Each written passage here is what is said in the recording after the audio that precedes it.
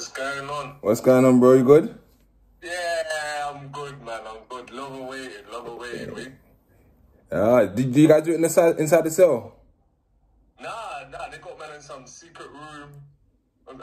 Yeah, it's all hush right now, isn't it? Yeah. How you feeling today, man? I'm feeling good, man. I'm feeling good. Yeah, man, like, it's long anticipated, so let me get into it, because I'll be honest, I was away for a long time, right? Yeah. So, I mean, we might have, by the time you went in, I done 8 years in jail, so I was in jail from 07 to 015. So I wouldn't have seen all, I guess, the progress you made in the music scene and so on at the time. So obviously later on when I was in touch with AJ, telling me about your stories, I done my research and so on. So I found that a bit more. But let's go from the beginning though, man. Like where are you originally from, and where did you grow up? Obviously now I'm originally from Lewisham. Okay. Catford area. The man's always grown up in that area. And yeah, like, you get me? Milford Towers, that's my little playground, you get me? Since you call it. Yeah. So did you got your siblings, family, everyone was there? Yeah. I got a couple older brothers, younger brother, younger sister, and I have an older sister as well. Yeah, grew up in my family, like, turbulence, but, you know, there's always family drama in it. But yeah, everything's alright, man. It was all good, in it. So how was your behavior kind of growing up though? I was an angry kid. I was an angry kid. Like, I promise you, I was angry. Like, what was you angry about? It's just a lot of different things, man. There's a lot of different things. Like, I'm angry at just, you know what gets to me? It's the double standards and the hypocrisy of people and things. See me, I'm not a trouble starter. I don't start trouble. Yeah. No matter how people have branded me and all these things, I never start trouble. But because of my deep-rooted anger issues, I've always managed to finish it. Yeah. And sometimes I admit myself, I got a bit overboard. You know what I mean? And it is what it is. But yeah, there's a lot of things I was angry about. Yeah. Going to school was a hard time for me. What was it? Why is it so hard? What, school? Yeah. I don't know, man. I was just a bit different, I think. Like, not in a weird way, but like, I don't know, man. It's just, I just didn't resonate with the people like that. What was your early interest though? Like, what was you into at school? Like the usual football? I was always kicking. I was always kicking ball. Yeah. Always kicking ball, like really kicking ball. And I remember one of my best friends is like got scouted for Tottenham and all sorts. And I'm there calling the scout like, yeah, we both play for the same team. I set him up like we both hand in hand. Come watch me. He's like, yeah, I'm coming. And then I went at 15. Why did you first go to jail at 15? Just a little street robbery, innit? Whatever bullshit. Like, I was 15, it was dumb. That's when I could say, yeah, you know what, hold my hands up. I was doing dumb shit, innit?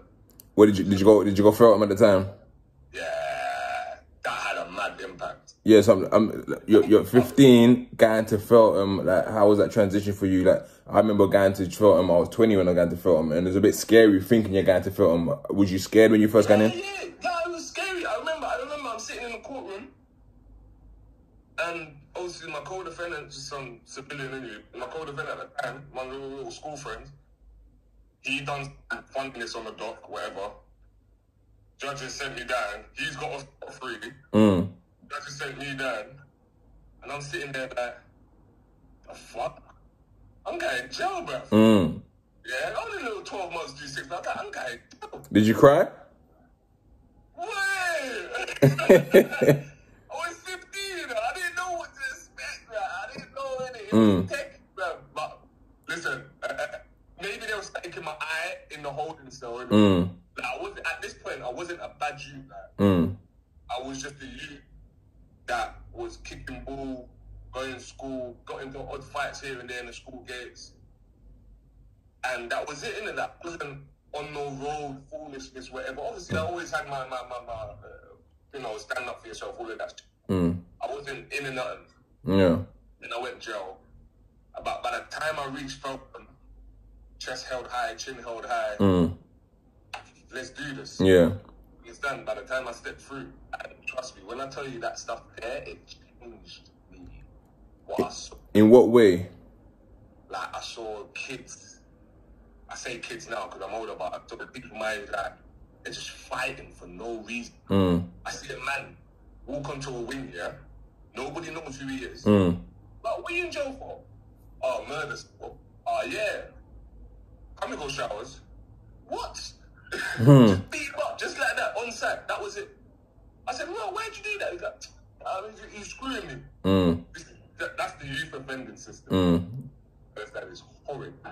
Horrid. You see me, I just tackled and just sat there and was like,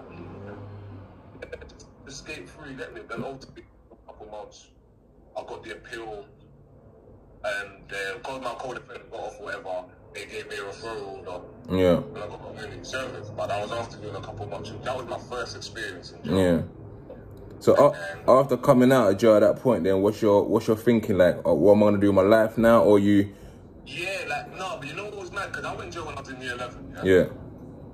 And I came out. I still done like early entry GCSE for maths. Yeah. And then I still done my GCSEs in the following summer. So it was 08, I went to jail. 09, I still done my GCSEs. I still got good grades better than certain man that was in there the whole time. You get me? Like, I'm not a dumb youth. Yeah. But at that point, it was a lot of things happened in my school years. Like, I used to have gang issues in my school years. Yeah. Who was that? Like, me growing up at the time. So a fly keeps flying on me. Me growing up at the time, because I'm 35 now. How old are you now? Yeah, 28. 28. So like, I'm growing up at the time where it was Peckham versus the Ghetto Boys. That's who he was kind of. But at your age and so, like you said, there's gang issues. What were the rivalries like around them times? Oh, back then we had a little passer with a couple Deptford youths. Yeah. In the day, it's all dead now, innit? But you know, a couple Deptford youths. We had little school rivalries. I remember. What school did you go? I went Addies in Deptford. Adleys in Stanhope. Okay. Yeah, we had little school rivalries and that, and it all escalated into things. Then there's people in my school that had problems, like little school drama, and it escalated into something much bigger. Next thing you know, there's people at the school gates, and I'm going to school with knives and bottles. Like, none of this gang warfare stuff, but I'm trying to just defend my own, innit? Yeah. I remember one time that I walked out. I went to walk home from school, and one of my school friends said, Alex, listen. There was no A6 and none of these things. Just Alex. It was like, Alex, listen. Do not go out that gate. I said, listen, there's that 50 man out there. I said, huh? Little me, 50 man. I wasn't big. I wasn't none of these things. I was just a skinny little you that plays football. Man. Yeah. Cool. I made 1-2 phone calls to my brother. Brothers come around, pick me up, whatever. Nothing kicked off, whatever, all of that. From that moment, I said, nah, bruh. I'm not trying to be one of these people, man, on some accidental killing car, bear man rushing and you got a one stab wound in the wrong place. So I just said, I'm defending myself. Yeah, all of this. And then again, eventually then a couple weeks later, some youths come back and it's all kicked off. And then from there I said, you know what, fuck this. I just emigrated to Catford. And I just built my little legacy in Catford, innit? And obviously that's all that little beast will die down, whatever, but now other things have escalated. I'm fully roped into the roads. What's your family and parents in at this time? Especially when you first went to jail. Mumsy was like, "Rah, what you did? They're just trying to restrict me to the house." And like, my brothers were doing their thing. My older brothers, my younger siblings, they're too young to know what's going on. Yeah. Mumsy's got beer things going on. Like, it was hard work. I was a difficult child, I admit, but I also had a difficult time. Did you have any relationship with your father at the time? Nah, my father was in Jamaica doing what Jamaicans do, innit? Yeah. You understand? So that was mad. And then obviously 09, things have kicked off. I've got nicked again, but bearing in mind I'm still on your license, probation, whatever it is. Yeah. Jail charge, innit? Then I've got back with the knife or whatever. They're throwing me back in jail. Okay, how long you down? How long for? At the time I was shook. Like, I'm not trying to go back to jail. Like, forget all of that. I bucked some people in jail that I don't want to see again. You understand? Like, I'm not trying to go back. So, man, flew out. Where did you go? Bail. Yeah, I cut. They gave me bail. I flew out to Jamaica, man. I don't know how I don't know how I got bail. I don't know how. Like, there were some powers working that day, innit? I don't know. I'm already on like yacht and probation, whatever. That the next thing is straight recall or however it works. Like, I don't know how. They gave me bail, and the day I had court, I'll never forget this. It was the 10th of July, 2009. I was gone. Jamaica. And that, if I thought jail and my little school life was changed me, you see, Jamaica was crazy. Yeah. Because I was basically ineffective. And my dad, I went to go to stay with my dad, and then I stayed with him for a couple of months, and then he cut out. So I was just in Jamaica by myself. Where did you go? He went to Antigua to do whatever he wants to do. So who's looking after you then? Me. Just fend for yourself? Yeah, that was it. Got a little money, little Western Union stuff from England, and that was me, man. For a whole year, basically. So was it the struggle of staying there that made you return to England? I got a bit homesick. Yeah. There were good times and bad times. Because at that time, in 09 to 010, I was there for a whole year. And I don't know if you would remember, they were looking for Christopher Coke, Donos. Yeah. Yeah. And I was in Kingston at that time. So, it was tech. So I was in jail reading that out. I went to school out there as well. Like, I made me try to do year 11 again and that, but I said, fuck it, I don't care, innit? School out there. And I remember it was in the playground of the school. It was around lunchtime. And we heard a gunfight. And this gunfight, all you can hear is gunshots. But you know the whole story of what happened from start to finish just by identifying the gunshots. Wow. Like, you hear two people having a shootout with little one pots, back, pussy, butty boy for dead, all of that shit. Then they stop shooting, so somebody's dead. And like 5 minutes later, you hear cars pull up, you hear ga. Please, what the? Madness. Yeah, walk out at the end of the day, there's beer tape everywhere, chalk lights, everything. Like, right outside my school gate. I mean, if there was some sort of armor-piercing bullet, could go fly through the wall and lick one of us. Like, it's all mad. So, I mean, being in Jamaica, did you find it more dangerous than being in the UK? Oh, yeah. Jamaica was mad. I've done all sorts. Like, Jamaica's what made me what I am. Like, not in a good way either. That's character building things, but the majority of it shaped me up. Like, it fucked me up differently. So then eventually you come back to the UK. The only reason I came back to the UK is because I was staying with family out there, I had a 1-year stay warranty. Yeah. Whatever it is. And I said, on the day, exact to the day, a year later, I came back. I mean, if they could extend it, would you have stayed?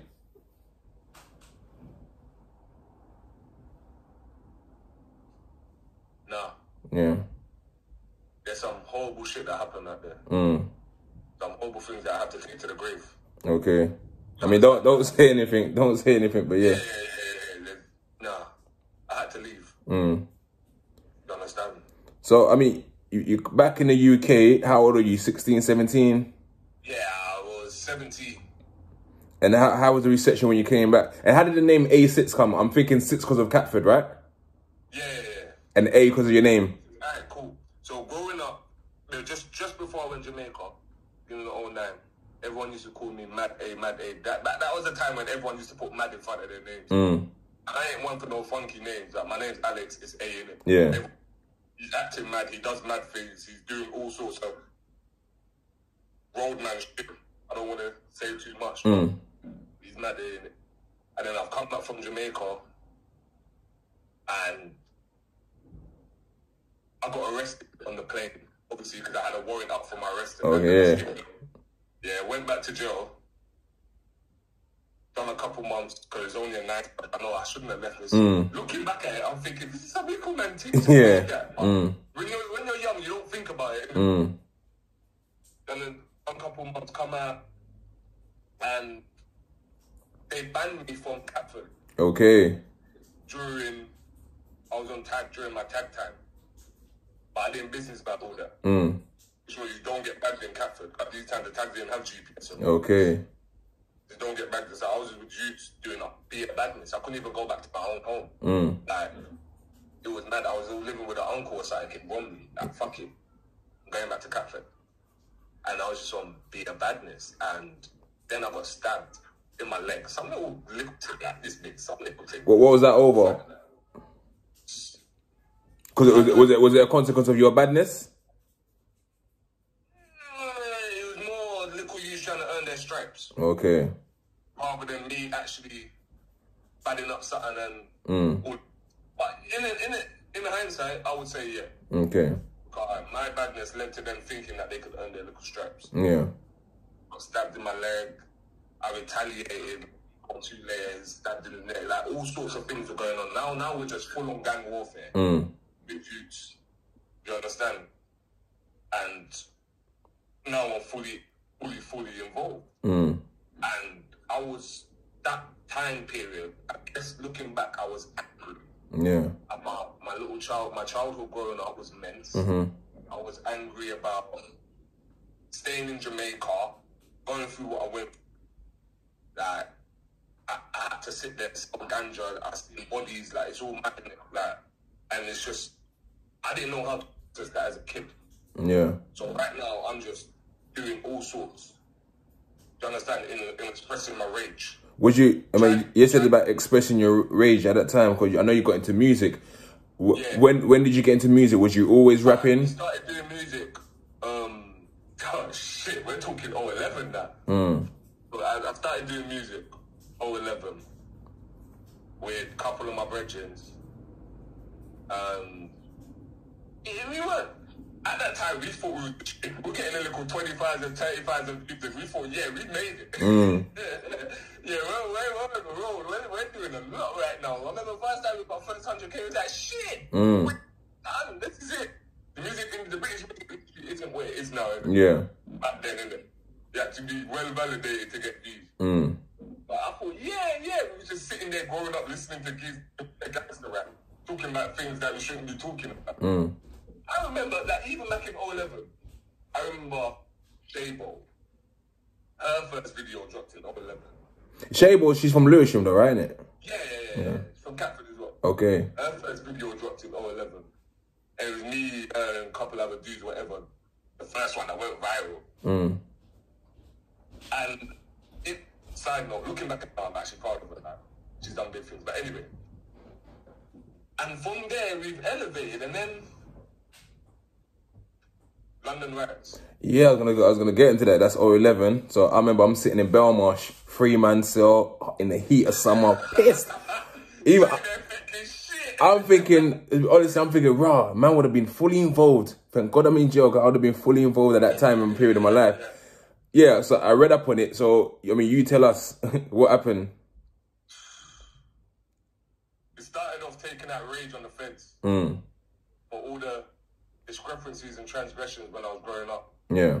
All the little stop and searches, getting beaten up in the bully van, all the little brutality things. And growing up as well, like, even when I was like 10, 11 years old, 12 years old, I used to see them beat up my brothers outside my own house. And my brothers are not criminals. Yeah.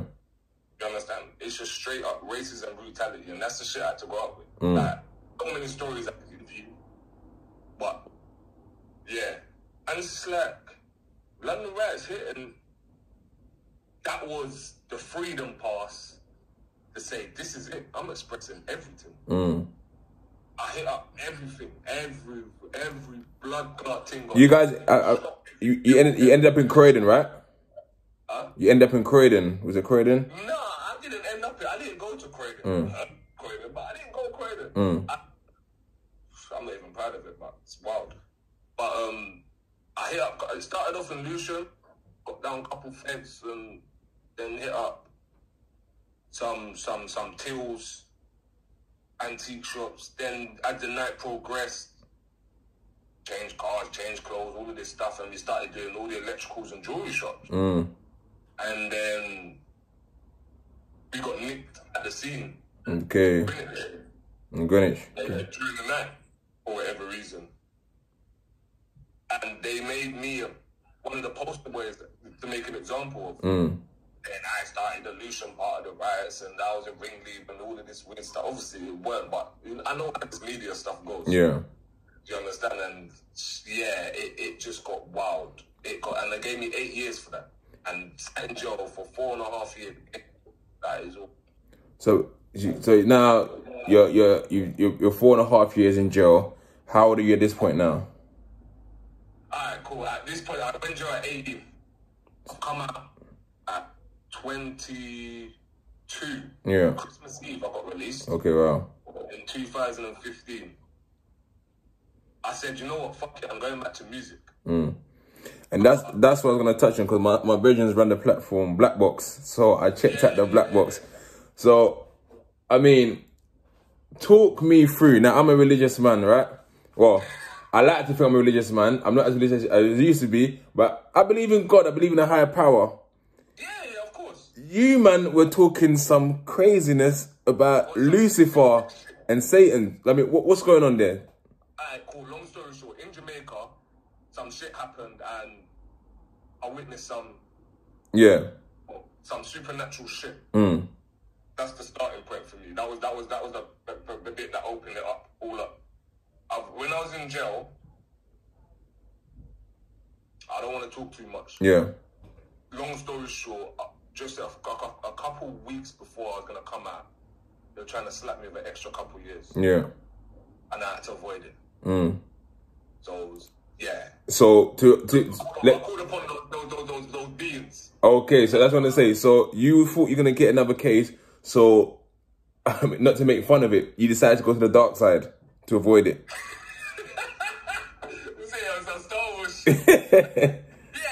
Yeah. I mean, what was it about that you said? Why did you believe in that God could do that for you? Where's he been? At that time, I was thinking, where's he been the whole time? My life since I can remember, it's been shit. Fuck up after fuck up after fuck up, and I don't start trouble. I don't bully people. I don't pick on people. You understand? And it's always just been fuck up after fuck up, and I wasn't thinking about none of these things. As far as I'm concerned, what I saw in Jamaica, yeah, that worked for them, and they're cushy. I'm running my shit too. Fuck it, let's go. Let's get out. And on top of that, yeah, like I was reading scriptures. Oh, sorry, hang on, my battery just went low there. Go on, yep. Yeah, I was reading scriptures. You understand? It's all Bible. That's how I rationalize it in my head, isn't it? That's how I rationalize it in my head, and that's just. I mean, but it's not just. I mean, obviously, talk us through the Black Box freestyle, because you said a lot in that freestyle. I'll tell you a trick. Not a trick. I'll tell you what happened. That day, obviously, I organised the Black Box or whatever. The day before, I had no bars for it, like nothing fresh. I haven't written nothing. I'm in Holloway with one of my brethren. Yeah. And it's 1:30 in the morning. I'm sitting with him, we're playing FIFA, smoking, whatever. And I'm like, brother, I got a Black Box at 10 a.m. I ain't got no bars. So he just said, listen, talk your life. I said, fuck. Writ something crazy. Just expressed everything. Just lit. There's 5 minutes left, just saying, yeah. Yeah, I expressed it all out. And it just everything, as I'm writing, it just started free flow. I've never written something so quick. I mean, what was the reaction? Because the reaction was mad on road when I'm seeing it, because I didn't know about it until I done my research on it. But what was the reaction on road at the time? And your parents, did anyone say like, what's going on here? What's he talking about? Here's the thing. So I've done the Black Box a week before I went in jail. Obviously, it dropped 2 months after I've landed in jail. Okay.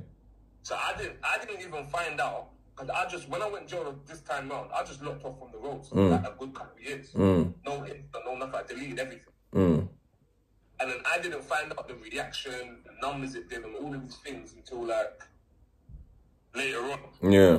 But by that time, everything's died down, so no one really wanted to talk about it. I'm not really finished, you know. Everyone saying, but you've then influenced, because then I'm seeing a lot of other youths from Catford have sort of taken on the mantra of this six side and this demon thing, and is it Lucy or what's his name? Yeah. So is that your people, kind of? No, I mean, it was part of the group. Obviously, he's gone on to different ventures now, isn't it? Yeah. Like, there's a couple, they've all gone on to different ventures, so good luck for them, innit? But, yeah. I mean, how are you feeling now about that? How are you feeling now about that? In regards, is it still something that you pray towards?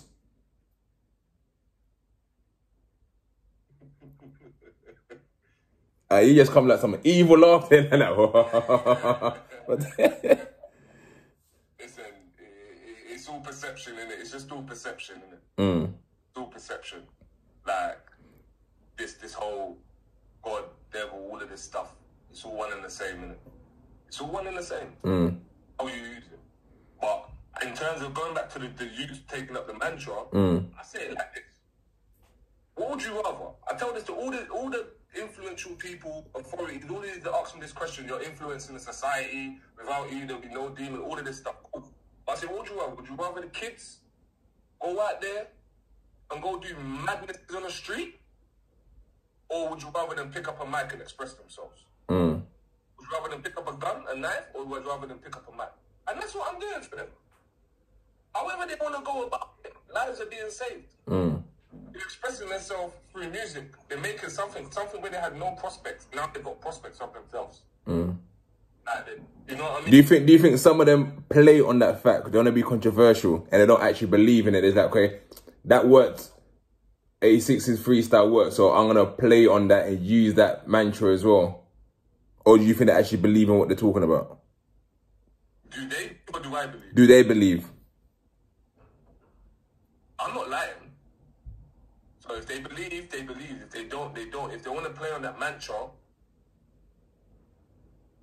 like, you'll never know because you're not really supposed to talk about these things regardless. So even if I ask, I said, are you lying or are you telling the truth? And they're like, no, they have to keep it a secret anyway. It's just one of those things, to be honest. It's just one of those things. So I know we're just coming to saying that we've got a minute and a half. So like, what's life looking like for you now? I know you're in prison. So how long have you got left? What are your plans for the future? What can we look forward to? Alright, cool. Yeah. Long story short, obviously you've got the whole label 600 EML. Got new youths coming through as well. Got Ghostface is doing a wireless set on the 10th of September. This has fucking blew my mind. Doing a Mad About Bars as well. We've got M6, he just shot a video that's going to be loading. We've got Joker is doing his next up. And me, myself, I've got 2 videos coming out before the end of the year. I was going to drop one a couple months ago, but I decided to delay it. So 2 videos coming out before the end of the year. And big things is going on, man. So are you just been writing all the time while you've been in jail? But I've got about 3 mixtapes, man. Yeah, I've been writing. Like, big things is going on. So when can we look forward to you being out? It's a secret, isn't it? But very, very soon. Okay. Very soon. The powers are working.